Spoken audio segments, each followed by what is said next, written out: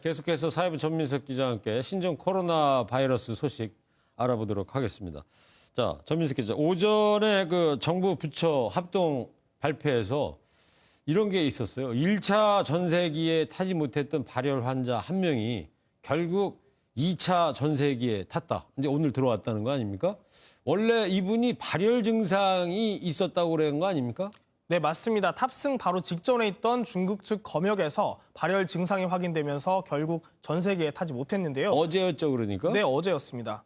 오늘 도착한 2차 전세기를 타고 왔다고 최종 발표됐습니다. 예. 보건당국에 따르면 이 교민은 오늘 전세기 출발 전 검사에서는 중국과 한국 검역에서 모두 무증상으로 확인됐고 도착해서 한국에서 진행한 입국 검역에서도 별다른 문제를 보이지 않았다고 합니다. 그래서 무증상자로 최종 분류돼서 현재는 아산의 시설로 이동한 상태입니다. 네. 무증상자로 분류가 됐다니까 뭐 다행스럽긴 합니다만. 근데 이상한 게 말이에요. 어제는 이제 이 유증상 상태였기 때문에 비행기를 못 탔는데 오늘은 무증상자가 된 거예요. 이게 하루 만에 이렇게 될 수가 있는 건지 또 이분이 또 안전하다고 볼 수 있습니까? 어때요? 네, 그 부분 관련해서 브리핑 때에도 여러 번 질문이 나왔는데요. 예. 중국에선 이 전세기를 타지 못한 교민을 자가 격리시켰다고 합니다. 근데 이 교민이 본인은 증상이 없다라고 계속 피력했고 우리 외교부와 복지부 측에서 총영사관을 통해서 결국 중국 측을 설득시켰다는 설명입니다. 네. 물론 오늘 세 차례 검역에서 별다른 이상 증상이 없었다니 다행이지만 그래도 아산 격리시설로 보내기 전에 추가 조치가 있어야 했던 것 아닌가라는 우려의 목소리가 나오는 것도 사실입니다. 네.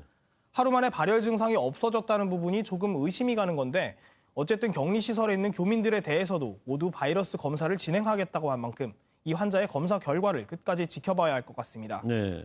자, 그리고 또 이 가짜 뉴스 관련해서도 뭐 논란이 계속되고 있는데 예를 들면은 6번 환자의 딸이 뭐 확진자라 아니잖아요. 그죠? 아닌 걸로 판정이 됐는데 확진자다. 그러고 또 이 확진자분들이 다녀갔다는 장소들이 뭐 나열된 그런 소위 그 지라시들이 막 돌고 있다면서요? 네, 저희도 주중에 계속 전해드렸는데 말씀하신 것처럼 6번 확진자의 딸인 태안 어린이집 교사가 확진자다. 3번 확진자의 방문 장소가 여기다 하는 가짜뉴스들이 많았습니다. 예. 심지어 공문서처럼 위조해서 가짜뉴스를 만든 사례도 있었습니다. 지금 저겁니까? 네, 맞습니다. 저 보시면 공문서 같네요, 정말. 예. 근데 사실 확인을 먼저 해드리자면 저건 가짜 공문서였고요. 네. 확진자에 따른 바이러스 검사를 받았고 최종 음성 판정을 받았다고 어젯밤 보건당국이 밝혔습니다. 예. 정부에선 이미 이런 가짜뉴스 유포자에 대한 수사 의뢰를 마쳤고요. 페이스북 등 SNS에서도 더 이상의 잘못된 정보가 온라인에 퍼지지 않도록 게시물 삭제를 진행 중입니다. 다만 가짜뉴스 횡행에는 너무 늦은 정보 공개도 문제가 아니냐는 지적이 나오고 있습니다. 네. 정보가 없어서 불안하다 보니 그럴듯해 보이는 소식에 혹하기 쉽다는 겁니다.